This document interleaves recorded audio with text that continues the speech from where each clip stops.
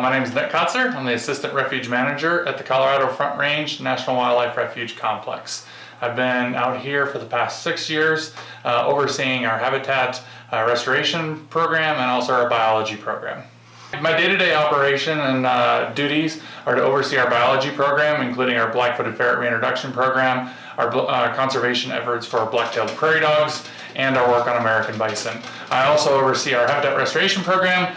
Being a former Superfund site, we're going through and doing a lot of conservation efforts to restore short and mixed grass prairies throughout the refuge. One of our main focuses is black-tailed prairie dogs and maintaining their presence on the ecosystem. So we manage about 3,000 acres of black-tailed prairie dog colonies throughout the refuge. So in 2015, we reintroduced 32 wild-born ferrets onto the refuge.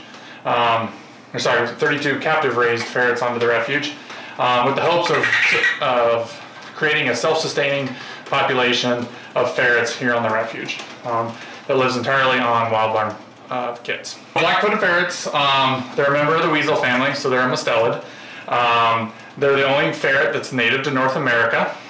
So many of the pets that you see in pet stores or folks' homes, they're a lineage of Siberian polecats that come from Europe and Asia. So black-footed ferrets, like I said, they're only native ferret in North America. They live entirely on prairie dogs. So they'll kill a prairie dog one every 3 days. Then they'll take over their burrows, a prairie dog burrow system to use as their own homes. When the Endangered Species Act was passed in the early 1970s, the black-footed ferret was actually one of the first species to actually be placed on the endangered species list.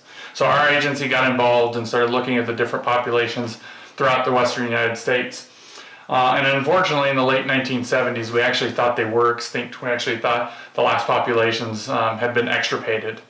And luckily, in the early 1980s, a rancher's dog in Meeteetse, Wyoming, Shep was the dog's name, brought up a ferret onto the front porch of this rancher's house in Wyoming. And luckily that rancher knew what it was and knew that it was a pretty special individual and connected with our agency. And we went out in coordination with other partners, non-governmental agencies, other state wildlife agencies. And we actually noticed that there was a very strong, thriving population on this rancher's land. Monitored that population for several years. And then unfortunately, disease started to come into that population.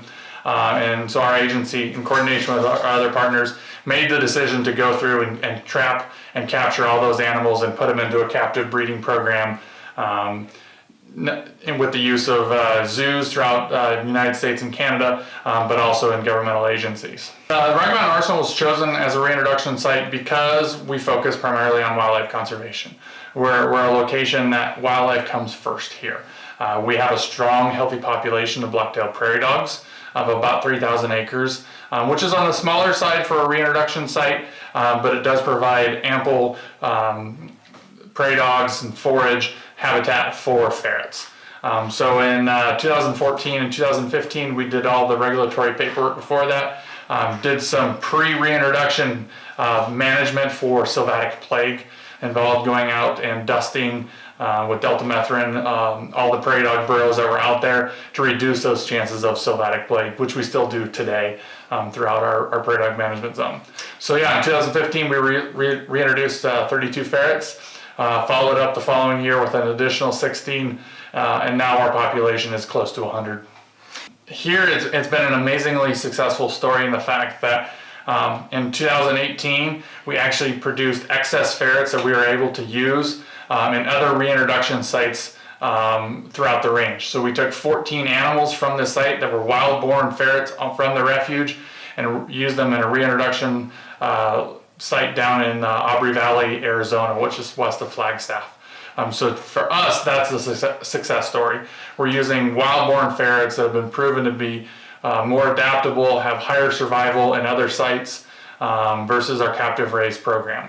We're also one of the 10 populations currently to help downlist the species from an endangered species down to a threatened species.